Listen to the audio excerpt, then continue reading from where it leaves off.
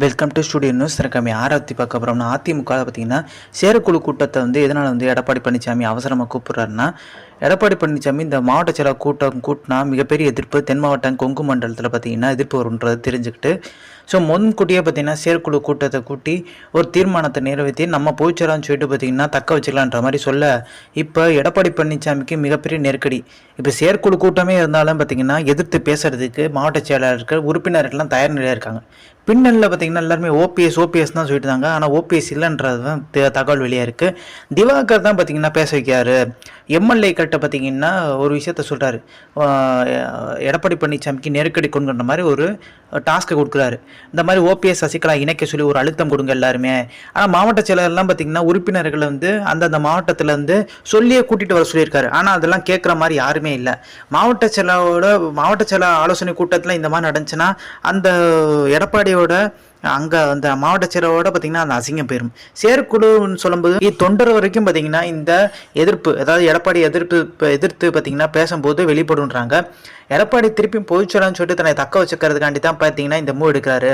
So பொதுச்செயலாளர்னு சொல்லிட்டு திருப்பியும் ஒரு தீர்மானம் நிறைவேற்றி அது பார்த்தீங்கன்னா மிகப்பெரிய லெவலில் திருப்பியும் ஒரு டைம் நான் தான் பொதுச்செயலாளர்ன்ற மாதிரி அவர் அழுத்தம் திருத்தமாக சொல்கிறதுக்கு தான். ஏன்னா இப்போ மனுவில் பார்த்தீங்கன்னா எடப்பாடி பழனிசாமி பொதுச்செயலாளர்னு சொல்லிட்டு போட முடியாத ஒரு சூழ்நிலை.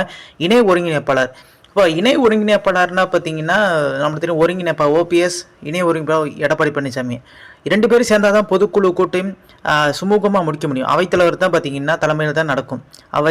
அப்படி இருக்கும் ஒரு சூழ்நிலை பொதுச்செயலராக எடப்பாடி இல்லை, அப்படி எப்படிங்க செயற்குழு கூட்டினாரு அப்படின்ற மாதிரி ஒரு கேள்வி இருக்குது. அடுத்து இது ஓபிஎஸ் பார்த்தீங்கன்னா அடுத்த ஒரு பாயிண்ட்டாக அதை எடுக்க போகிறாங்க. வருஷத்துக்கு பார்த்தீங்கன்னா 2 முறை செயற்குழு கூட்டம், 1 முறை பார்த்தீங்கன்னா பொதுக்குழு கூட்டம் கூட்டணும். இந்த நேரத்தில் பார்த்தீங்கன்னா நார்மலாகவே ஜூன் ஜூலையில் முடிஞ்சிருக்கும். எடப்பாடி பழனிசாமி இந்த தோல்விக்கான ஆலோசனை கூட்டமே பார்த்தீங்கன்னா 2 மாதம் போயிடுச்சு. அதனால தான் கூட்டலன்றாங்க. ஸோ இது பார்த்தீங்கன்னா எடப்பாடி பழனிசாமிக்கு இந்த செயற்குழு கூட்டம் மிகப்பெரிய லெவலில் நெருக்கடி தான் தரும். எல்லாருக்கும் அழைப்புதல் அனுப்பிச்சிட்டாங்க. ஆனால் இந்த வழக்கு முடிஞ்ச மாதிரி இல்லை. வழக்கு முடியாதனால எடப்பாடி பழனிசாமி இன்னும் போய்ச்சலான்னு சொல்லிட்டு உறுதியாக சொல்லவே முடியல. வழக்கு இறுதியாக முடிஞ்சிச்சு, இறுதி தீர்ப்பு வந்துருச்சு. இந்த மூல வழக்குனா எடப்பாடி பழனிசாமி போய்ச்சலான்னு சொல்லிட்டு நம்பலாம். இன்னொன்று என்ன கேட்குறாங்க தொண்டர்கள், ஓபிஎஸ் தான் உங்களுக்கு கீழே வரதுக்கு தயாராகிட்டாரு, அதுவும் என்ன பதவினாலும் பரவாயில்லன்ற மாதிரி இறங்கி வந்துட்டாரு, நீங்கள் எதுக்கு சேர்த்துக்க மாட்டீங்கன்ற மாதிரி ஒரு கொஸ்டின் எடப்பாடி கேட்குறாங்க. தென் மாவட்டங்களில் ஓபிஎஸ்க்கு செல்வாக்கு இருக்குது, நீங்கள் செல்வாக்கு இருக்குன்னு பார்த்தீங்களான்ற மாதிரி தொண்டர்கள் பார்த்து கேட்க, திருப்பி பார்த்தீங்கன்னா நிர்வாகிகள் கொங்கு மண்டலத்தில் எடப்பாடிக்கு செல்வாக்கு இருக்கான்ற மாதிரி கேட்க தொடங்கிட்டாங்க. அந்த அளவுக்கு பார்த்தீங்கன்னா ஆயிடுச்சு. செல்வாக்கு பார்த்தீங்கன்னா ஏதாச்சும் சொல்கிறாங்கன்னா எம்பி எலெக்ஷனில் தனி சின்னத்தில் நின்று சுயேட்சை சின்னத்தில் நின்று இவ்வளோ வாக்கு வாங்கியிருக்காரு, செல்வாக்கு இருக்குது தானே அர்த்தம், இதே நீங்கள் நிற்க முடியுமான்ற மாதிரி கேட்டுட்டாங்க. இது எடப்பாடி பழனிசாமிக்கு ஒரு சங்கடமாக போச்சு. இந்த செயற்குழு கூட்டத்தில் பார்த்தீங்கன்னா எடப்பாடி பழனிசாமி பிரெயின் வாஷ் பண்ணுறதே கேபி முனுசாமி போன்ற நபர்கள் தான். கேபி முனுசாமியை சொல்கிற ஒரு தவறான வழியினை தான் எடப்பாடி பழனிசாமி சிக்கலை சிக்கியிருக்காரு. ஆனால் மாவட்ட செயலர் கூட்டம் வேணாம், செயற்குழு கூட்டத்தை கூட்டுங்கன்ற மாதிரி ஐடியா சொன்னதே வேலுமணி தான் சொன்னாங்க. செயற்குழு கூட்டம் பார்த்தீங்கன்னா கூட்டினா எடப்பாடி பழனிசாமி மேலும் சிக்கல் தான் அதிகரிக்குன்றாங்க. மாவட்ட செயலர் கூட்டம் சும்மா சொல்லுவாங்க ஓபிஎஸ் சசிகலா இணைங்கன்னு சொல்லி. செயற்குழு கூட்டத்தில் பார்த்தீங்கன்னா நிறைய உறுப்பினர்கள் சொல்லுவாங்க ஓபிஎஸ் சசிகலா இணைச்சா மட்டும்தான் ஜெயிக்க முடியுன்ற மாதிரி. எடப்பாடி பழனிசாமி பார்த்தீங்கன்னா அது கேட்குற மாதிரி இல்லை, திருப்பி பொதுச்செயலாளர்ன்ற மாதிரி அவர் தக்க வச்சுக்கிறது தான் பார்க்குறாரு, அவர் பதவி பறிப்பீருன்ற மாதிரி. இப்போ எம்எல்ஏக்களை விலைக்கு வாங்குறதுக்கு பார்த்தீங்கன்னா வேலுமணி துணிஞ்சிட்டான்ற மாதிரி இன்னொரு நியூஸும் போயிட்டுருக்கு. அதாவது ஓபிஎஸ் பார்த்தீங்கன்னா இணைக்காமல் எடப்பாடி பழனிசாமி விளாண்டுட்டு இருந்தா, அப்போ அந்த அதிமுக எடப்பாடி அணியை காலி பண்ணும். எடப்பாடி அணியை காலி பண்ணால் அதிமுக காலி பண்ணால் மட்டும்தான் பாஜக அந்த இடத்துக்கு வரும். அப்படி இருக்க ஒரு சூழ்நிலை எடப்பாடி பழனிசாமி அண்ணாமலை எதிர்த்துட்டு இருந்தார். ஆனால் மோடியும் அமித்ஷாவும் பார்த்தீங்கன்னா எதிர்க்க மாட்டார், அவங்கள்ட்ட பார்த்தீங்கன்னா சுமூகம் போவார். அதனால தான் பார்த்தீங்கன்னா நீங்கள் எப்போ இருந்தாலும் அதிமுகன்ற கட்சி அடிமையாக தான் இருக்க போகிறீங்க, எதுக்கு நாங்கள் அதிமுக ஓட்டு போடணும், பாஜகக்கே ஓட்டு போடுறோன்ற மாதிரி பார்த்தீங்கன்னா அந்த எம்பி எலெக்ஷனில் பாஜகவுக்கு தூக்கி எல்லா மக்களும் போட்டாங்க. அதை விளைவு தான் எல்லா இடத்துலையும் நிறைய இடங்களில் பார்த்தீங்கன்னா அதிமுக 3வது இடத்துக்கு போச்சு, 2வது இடத்துக்கு பார்த்தீங்கன்னா பாஜக வந்துருச்சு. ஸோ இதனால தான் எடப்பாடி பழனிசாமி மேலும் சிக்கலாகவே இருக்குது. அண்ணாமலையை பார்த்தீங்கன்னா அந்த மாநில பதவியிலேருந்து நீக்கிட்டா சைடு வருமானு கேட்டிங்கன்னா இல்லை. அண்ணாமலையை தூக்கி திருப்பி 2026 அவர் எம்எல்ஏ இல்லையோ மத்திய அமைச்சர் ஆக்கிறதுக்கு ஒரு முடிவில் இருக்காங்க. அப்படி மத்திய அமைச்சர் ஆறும் பட்சத்தில் சட்டமன்ற தேர்தலையும் ஃபேஸ் பண்ணுவார். சட்டமன்ற தேர்தலில் பார்த்தீங்கன்னா எடப்பாடியோட சொந்த தொகுதியிலே எடப்பாடி எதிர்த்து நிற்கிற அளவுக்கு பார்த்தீங்கன்னா ஒரு விஷயத்தை கட்டமைப்பு பார்த்தீங்கன்னா வலுப்படுத்தி வச்சிருக்காரு. அண்ணாமலைக்கும் பெரிய லெவலில் விருப்பம் இல்லை. ஓபிஎஸ் பார்த்தீங்கன்னா ஒரு 50 இடங்கள் அவர் கொடுத்துட்டு பாஜக சார்பில் அவர் தான் முதலமைச்சர் வேட்பாளரை முன்னூற்றம்ன்ற மாதிரி எண்ணத்தில் இருக்காங்க. ஓபிஎஸ்க்கும் பெரிய லெவலில் விருப்பம் இல்லை. 50 இடங்களில் கொடுத்தா அவர் தான் பொறுப்பு, பலாப்பழ சின்னத்தில் நிற்க சொல்லிடுவாங்க. அதே மாதிரி டிடி தினகரன் 50, சசிகலாவுக்கு பார்த்தீங்கன்னா 30 கொடுத்து நம்ம நின்று பார்த்துடலாம், எடப்பாடி பழனிசாமி மொத்தமாக காலி பண்ணலாம், நம்ம 2வது இடத்துக்கு வந்துடுவோம், எதிர்க்கட்சி ஆயிரும்ன்ற மாதிரி ஒரு எண்ணத்தில் இருக்காங்க. இது எந்த அளவுக்கு எடுபடின்னு தெரியல. ஆனால் ஓபிஎஸ் பெரிய லெவலில் இது வந்து ஒரு கான்சன்ட்ரேஷன் பண்ணல. கட்சியோட பார்த்தீங்கன்னா ஒன்றியனும் அப்படின்ற எண்ணத்தில் தான் இருக்காங்க. அந்த பொதுக்குழு வழக்கு பார்த்தீங்கன்னா மிகப்பெரிய ஒரு பின்னடைவு சந்திக்க போகிறது தெளிவாக தெரியுது.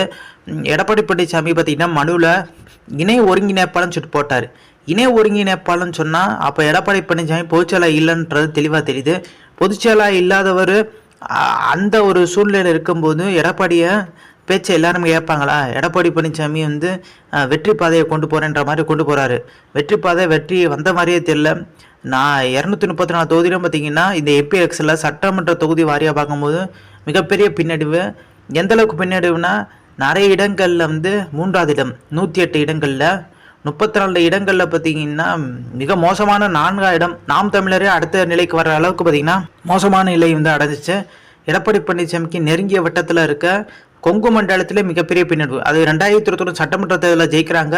எம்பி எலெக்ஷனில் ஒரு சீட்டு கூட ஜெயிக்க முடியலன்றது ஒரு ஆச்சரியத்தை ஏற்படுத்தியிருக்கு. அதுவும் செந்தில் பாலாஜி பார்த்தீங்கன்னா கொங்கு மண்டலத்தில் சிறையில் தான் இருக்காரு. எளிதாக ஜெயிக்கக்கூடிய ஒரு வகையில் பார்த்தீங்கன்னா இருந்துச்சு. அதுவுமே மோசமாக்கி பெரிய லெவலில் ஜெயிக்க முடியாத ஒரு நிலைக்கு எடப்பாடி பழனிசாமி தலைமை வந்து தள்ளப்பட்டுருச்சு.